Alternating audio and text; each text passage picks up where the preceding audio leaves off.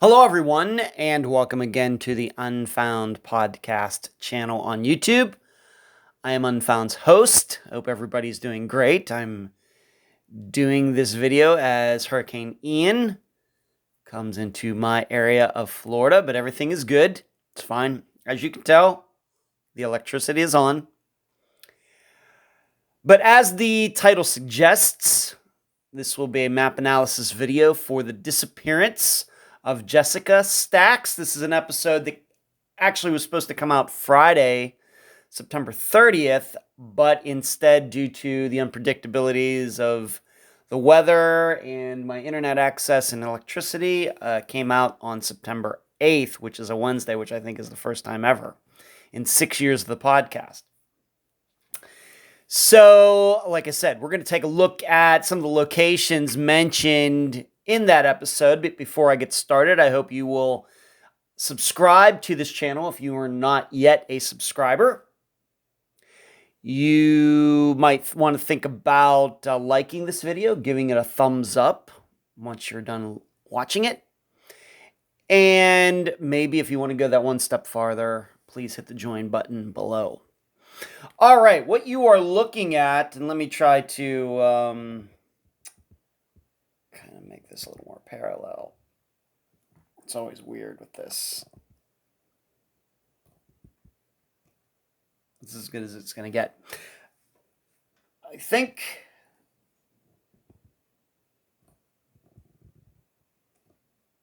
there we go. Okay, so what you're looking at on the screen right now is this little red spot here is the convenience store. It's called the Poolville Quick Stop, Poolville, the Poolville Quick Stop, where the couple of videos that have been posted by myself and in the past, Jessica's family has posted them, where one of them, of course, is the truck with the boat behind it being pulled in.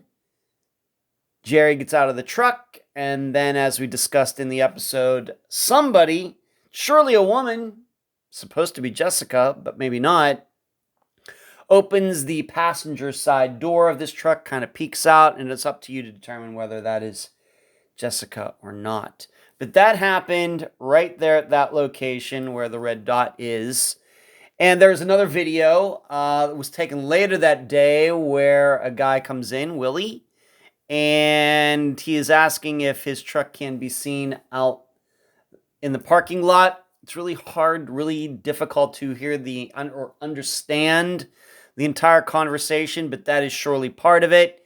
You can try to deduce what the clerk and he are saying for yourself, but we talked about that in the video as well. Of course, that once again happened later on the same day that Jessica disappeared. That all happened right here.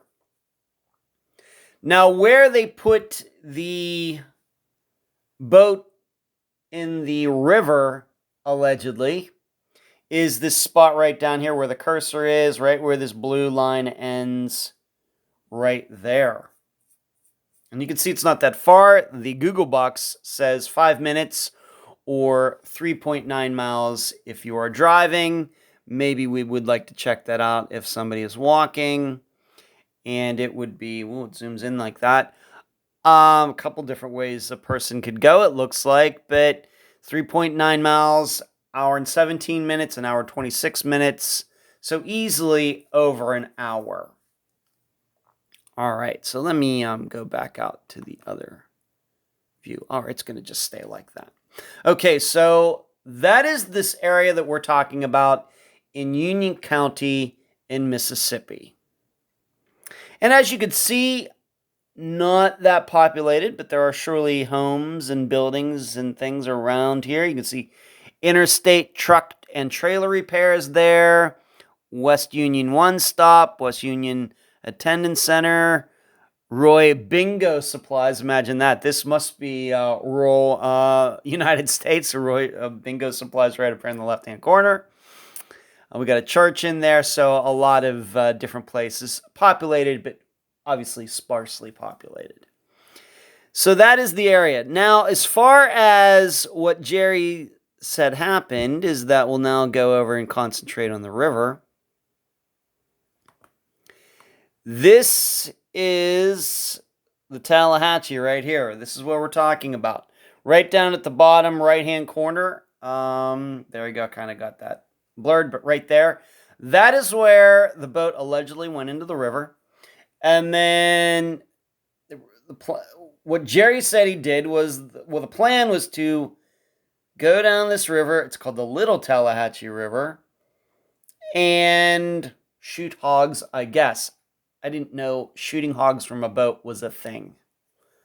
But I'm not surprised I don't know that. That's not something that I ever thought about doing.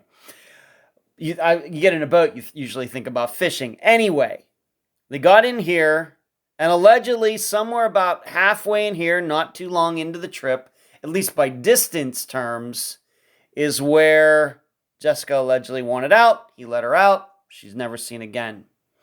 You also heard that Rainey talk about where Jerry eventually was, and what she was talking about was right down here. This is 4 miles from this point to that point, and I can do a kind of a distance thing if you'd like to see that.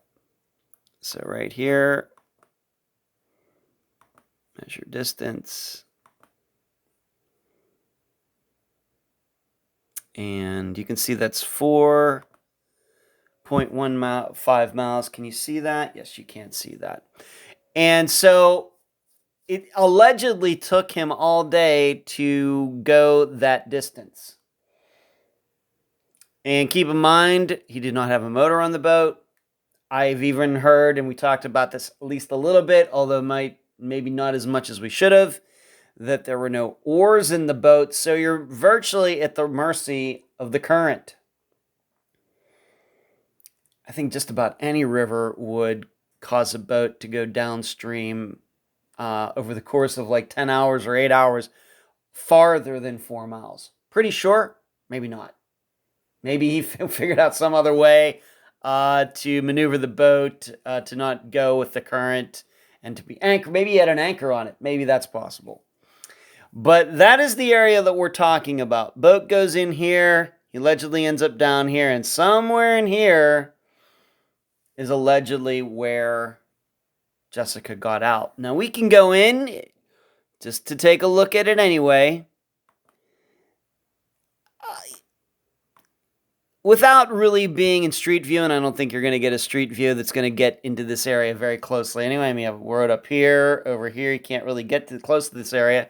It's certainly not grass, like short grass where you might be able to see a person from a mile or two away.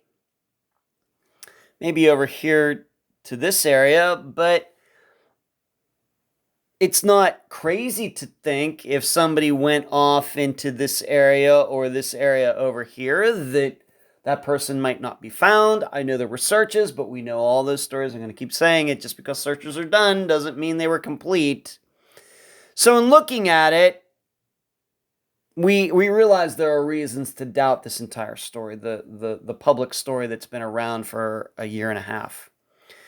But looking at the terrain, it's hard. The terrain itself is not going to disprove that story, I guess what I'm saying. It's because it is certainly possible that anybody could go into these areas, get lost or something, and die and not be found, and not be foul play. Somebody could have a heart attack, somebody trip and fall and hit their head. Maybe a hunter goes in there, like I said, has an accident or something. Certainly seems possible to me looking at this satellite photo. And maybe this is one of the reasons that the story they've told has been so hard to disprove, even though there seem to be a lot of inconsistencies. And just talking about it during the course of this video,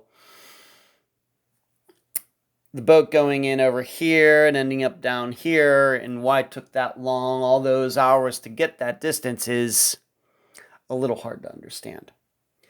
So that is the area.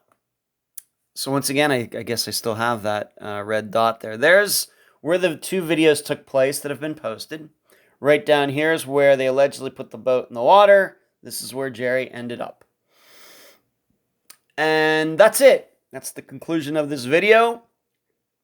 Please consider subscribing, giving this video a thumbs up, hit the little bell button so you are alerted when I post videos such as this one or the live show, for example. And maybe think about joining this channel as well. Thank you all for watching.